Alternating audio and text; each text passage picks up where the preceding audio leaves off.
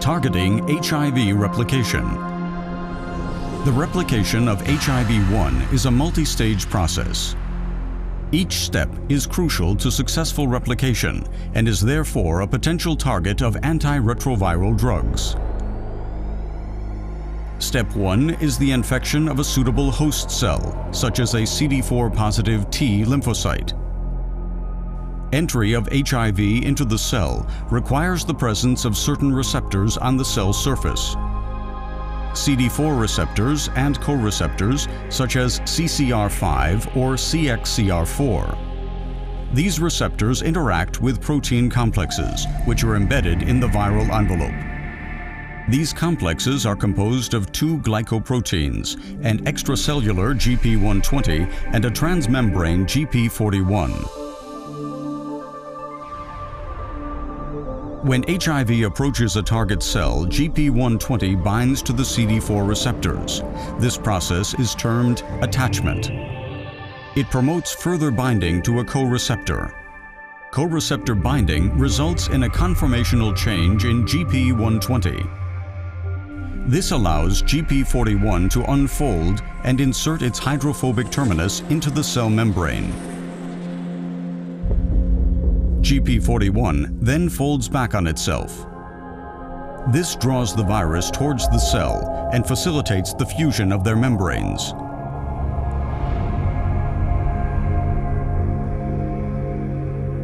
The viral nucleocapsid enters the host cell and breaks open, releasing two viral RNA strands and three essential replication enzymes: integrase, protease, and reverse transcriptase. Reverse transcriptase begins the reverse transcription of viral RNA. It has two catalytic domains: the ribonuclease H active site and the polymerase active site. Here, single-stranded viral RNA is transcribed into an RNA-DNA double helix. Ribonuclease H breaks down the RNA. The polymerase then completes the remaining DNA strand to form a DNA double helix. Now, integrase goes into action. It cleaves a dinucleotide from each 3' end of the DNA, creating two sticky ends. Integrase then transfers the DNA into the cell nucleus and facilitates its integration into the host cell genome. The host cell genome now contains the genetic information of HIV. Activation of the cell induces transcription of proviral DNA into messenger RNA. The viral messenger RNA migrates into the cytoplasm, where building blocks for a new virus are synthesized. Some of them have to be processed by the viral protease. Protease cleaves longer proteins into smaller core proteins.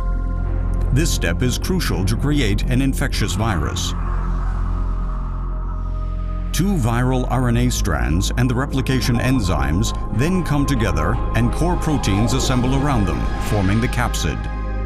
This immature viral particle leaves the cell, acquiring a new envelope of host and viral proteins. The virus matures and becomes ready to infect other cells.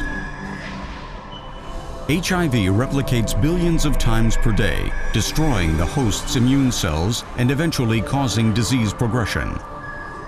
Drugs which interfere with the key steps of viral replication can stop this fatal process. Entry into the host cell can be blocked by fusion inhibitors, for example. Inhibition of reverse transcriptase by nucleoside inhibitors or by non-nucleoside reverse transcriptase inhibitors is part of standard antiretroviral regimens. The action of integrase can be blocked.